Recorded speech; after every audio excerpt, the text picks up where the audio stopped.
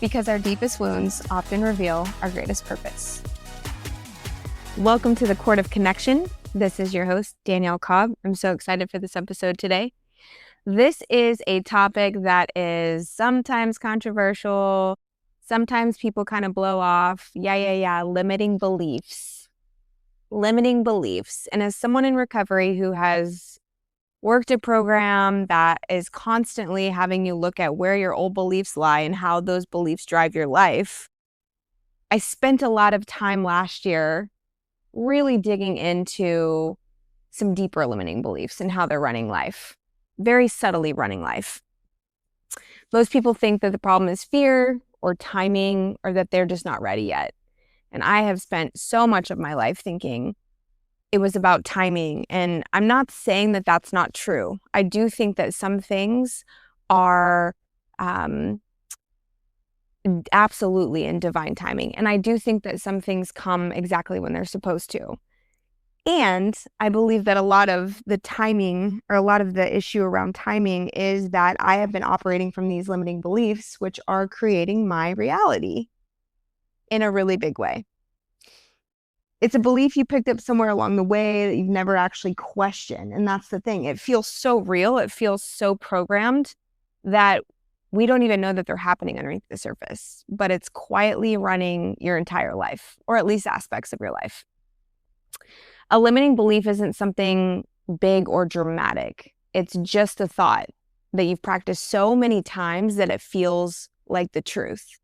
It sounds like, I don't want to be too much. I should just be chill.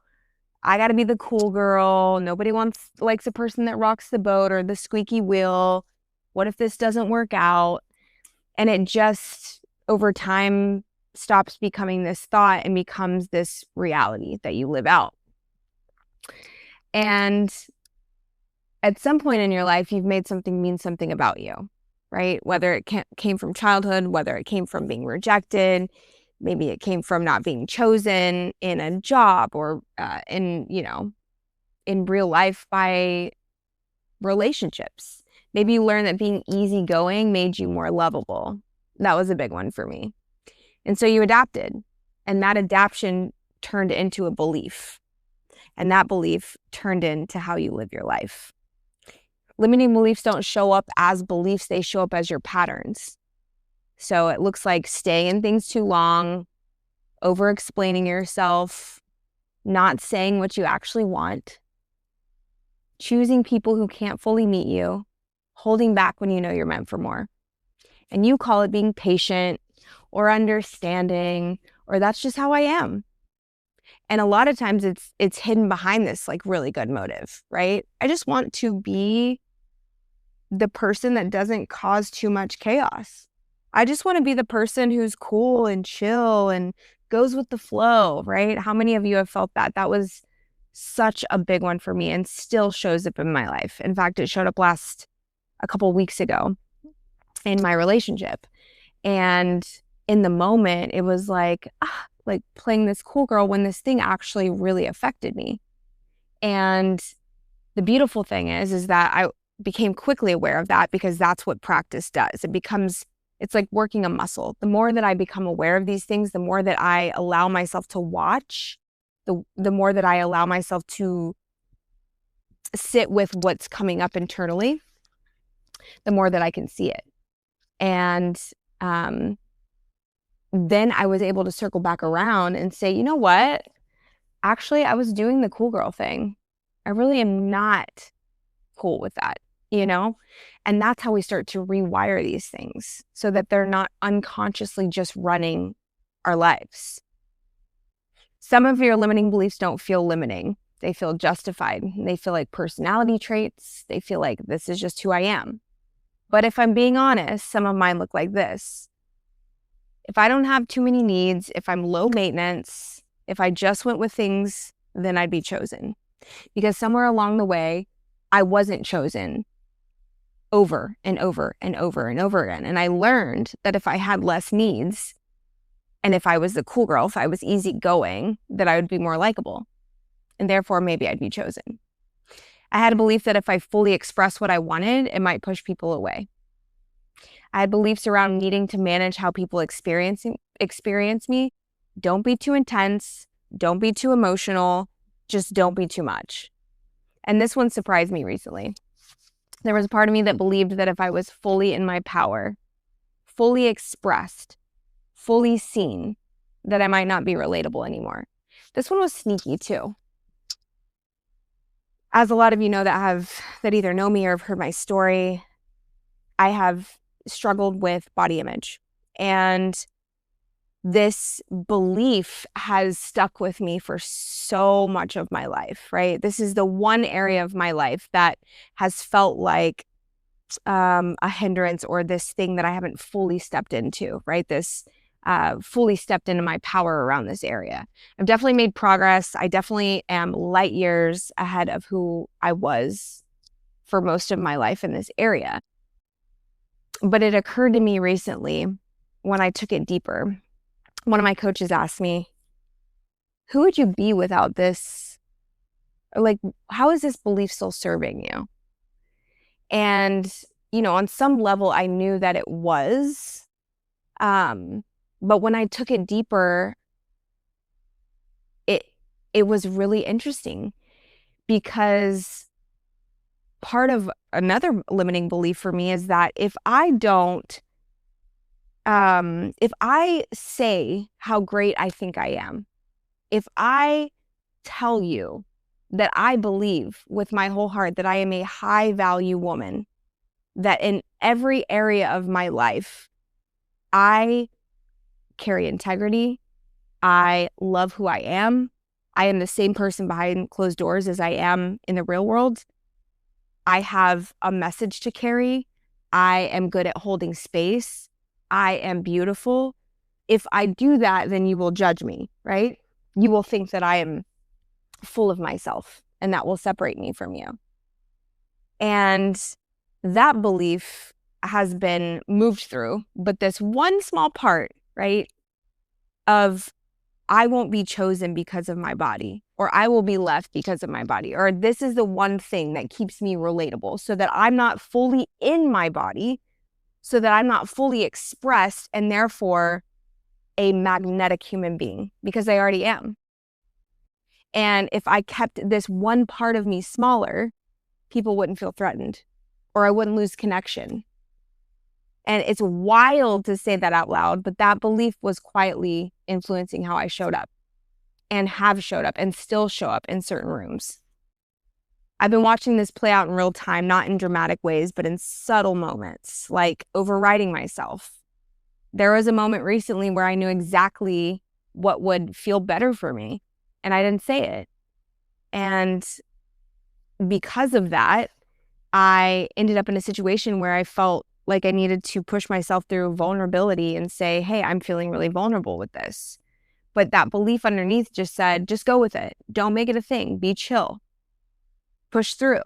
Like, this is your work. And afterward, I felt it deeply in my body. That feeling of, fuck, man, I left myself again. And what's so interesting is that nothing was wrong, but I knew I wasn't in integrity with myself. And then there was another moment where I had a choice. Same situation, but I had the choice to speak up and do it differently this time. And this time, I asked for what I needed, what was best for me, without worrying about what this other person would feel. And it was met easily, which doesn't always happen. That's not always a guarantee. But in this situation, this person met me easily in my request. No issue, no rejection. And it made me realize how many of my actions haven't actually been about reality. They've been about old beliefs I've been carrying, right? Tying it back to, if I ask this of this person, they will judge me. They will think that's a silly request. They will think that I'm insecure. They will fill in the blank, right?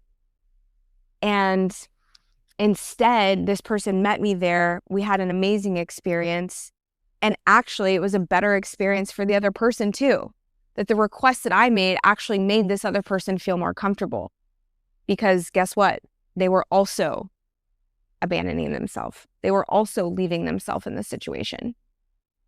So a couple more of my limiting beliefs sound like, if I ask for what I want, I'll be too much. If I don't stay relatable, I'll lose people. If I fully trust myself, what if I'm wrong? And that's a hard one, because I've stayed in situations where my body and intuition were telling me something different and I didn't trust it. So now that I'm a woman who does trust myself, the limiting belief has been, what if I'm wrong? What if I am wrong about this one? Another one is, if I don't keep the peace, I'll lose connection. And this is something interesting too. I had somebody recently tell me on a coaching call, you can't be abandoned as an adult, right? Like, that's not a real thing. And I sat with that, because my initial reaction was, yeah, people can leave. But abandonment can't actually happen as an adult woman, as an adult, right? Where abandonment is still alive and is a possibility is when we abandon ourselves. So losing connection is not, yeah, I might have to work through some feelings around losing a connection, but what that really is me moving out of alignment into alignment. What it really is me making space for what's supposed to be there. If I lose a connection because I am my authentic self, because I speak up, because I am true to myself, you're not supposed to be there, period. Another one, if I slow down, I'll fall behind. This one's come up a lot recently, because I left my job. I've given myself this time to really slow down, to not have it all figured out, to enjoy life a little bit, to experience the freedom of not being accountable to anyone but myself. And I started to feel that sense of, oh shit, I'm slowing down. I'm going to fall behind, and then what? Another one, if I'm not chosen, it must mean something about me. And then I dug into some limiting beliefs around money. And this gets really interesting. If you are consider yourself a spiritual being, right? That you are into spirituality or you are religious, I want you to ask yourself, is there a belief hidden somewhere deep underneath the surface that I'm not allowed to want too much, because then I'm not humble or I'm not spiritual? Spiritual people do not want to be rich, do not want to have a lot of, shouldn't want to have a lot of money, because that was driving me for a very long time. That if I wanted too much, or if I asked for too much, then that would somehow discredit this other part of me. Another limiting belief, if I make a lot of money and I'm in a different, I become, someone who never struggles with money, will that change who I am? That was another one, because I had limiting beliefs around some of the things that my family members would say, right? That their own limiting beliefs were driving, which is, people with money step on the, middle class, or whatever the case may be, right? And those subtle little things that I heard started to drive the ways that I thought, but very unconsciously. And so my invitation to you is to really ask yourself, what are, give me 5 limiting beliefs. If you sat quiet and you asked yourself, what areas of my life do I feel like these limiting beliefs are a real hindrance, that they are really impacting my life in a large way or a small way? And so how you begin to shift this is, you don't fix it by forcing confidence. That's bypass. You shift it by getting honest with yourself. And some of these are hard to look at. Some of these things are like, ugh, yuck. I don't like seeing that. You catch the thought and you ask yourself, what would I have to be to believe this to feel true? What would I have to be? Who would I have to be to believe this to feel true? Second is, get real. Is this actually true, or is it familiar? This is making me think about situation with my dog. So I had a golden doodle that I raised from a pup. And, I come from a home where my mom she takes in stray dogs. People call her for the dogs that are, that nobody wants. And she's a person who's never going to give away a dog, right? That is just preposterous. She could not imagine how somebody could give away their dog. And so it was my belief. So I have this dog, love of my life, and life happens. And I end up in this situation where I'm actually preventing him from having the life that I want him to have at this point. I move into an apartment. My life is full.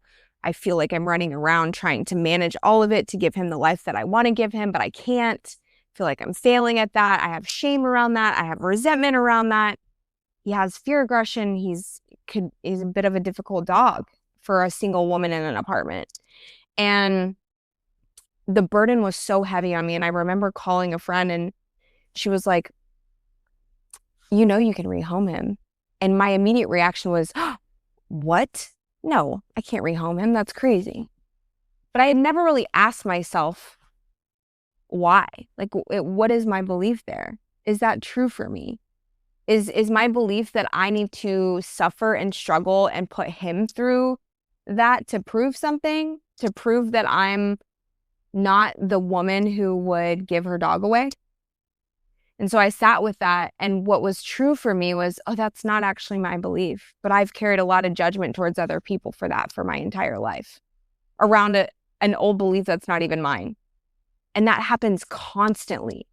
There is constantly this projection of, I would never do that. And then you get in the situation and you're like, this is what's best for him and for me. And so I end up rehoming him, and I found this amazing home with a guy who was self-employed, who had all the time in the world, who fed him raw food, and he just got an upgrade. And had I not been willing to look at that belief and decide what was best for him, and was this actually my belief, I might still have him. My life might be smaller. His life would be smaller. And so the third point is to look at the cost. What is this costing you to believe this limiting belief? Because it's costing you something. Your voice, your time, your alignment, your money, your potential for money. So what is it costing you? And then fourth, try on something new. This is the stretch. This is where we grow our capacity. This is where we either prove ourselves right or wrong, but at least we know, rather than living in this way where I am just constantly molded by my assumptions of what I think is going to happen next. And what happened next on the other side of rehoming my dog is my life got massive. His life got bigger. I didn't have to worry about travel, was easy, right? And so we try on something new, where in the situation where I acted like the cool girl again, right? Because that's just an old pattern of mine in relationships, so that you don't leave me, right? Or that there's no risk of that, or that I don't have to deal with some sort of conflict. I spoke up. Hey, I actually don't like that. And once again, I was met. You know what? Yeah, you're so right. I don't even know why I said that, was the response. And then I no longer have to hold on to this belief that being the cool girl somehow gets me what I want. And so it's not about fake affirmations. It's not about saying I am until I believe it. It's about taking the action forward that aligns, that is true for me, questioning my beliefs, stepping into something new, and seeing that what I think is on the other side is actually very wrong 99.9% of the time. And so the questions become, what if I trusted myself here? What if I trusted that I can make decisions that feel aligned? What if I was allowed to take up space? What if I didn't need to earn being chosen? You don't need to become someone new You don't need more confidence. You don't need more information. You need to stop abandoning the part of you that already knows. That is my message lately, and I'm going to drive it home. There is a part of you, the deepest part of you already knows the answer. And that's what's so, I think that's the piece that so many of us avoid, is that I already know deep inside my body, but I won't slow down enough to listen. I won't be curious enough to see what's, to question what's there. Because A, I might be right. B, I might have to feel some deep emotion I don't want to have to feel. And C, I might actually be happy on the other side of that. So if this landed for you, don't just nod your head and move on. Pay attention today. Notice the thoughts that feel automatic, the ones that sound like facts, the ones that you don't question. That's the invitation. Just question it. That's where your work is, and that's where the freedom is. And if you're in a season where you're actually ready to look at this, to stop repeating the same patterns, to stop abandoning yourself in real time, this is the work that I do with clients. You don't have to figure it out alone. And as always, you don't need permission to be who you are. But if you've been waiting for it, this is it. Permission granted. Thank you guys so much for tuning in. I am really excited about working with clients who are ready to step into something bigger, that are ready to stop abandoning themselves, that are ready to move from a job that's not aligned, but they just can't take the step yet, or out of the relationship that's feels empty, feels dead, does not feel aligned, but feel trapped in that, feel scared to take the next step. It's a combination of identifying limiting beliefs, figuring out my stuck point, using somatic resources to learn how to hold myself in the dysregulation, in the looping, and step into something new. So if you are interested, if that is up your alley, if you know somebody who would benefit from working with me, please hit me up on Instagram, Court of Connection, Facebook, Danielle Cobb. You can email me at courtofconnection@gmail.com. And as always, I look forward to connecting with you once again, and I'll see you next time. May the cord that binds us to one another and to Source remind you that you are never alone, always guided, and always home.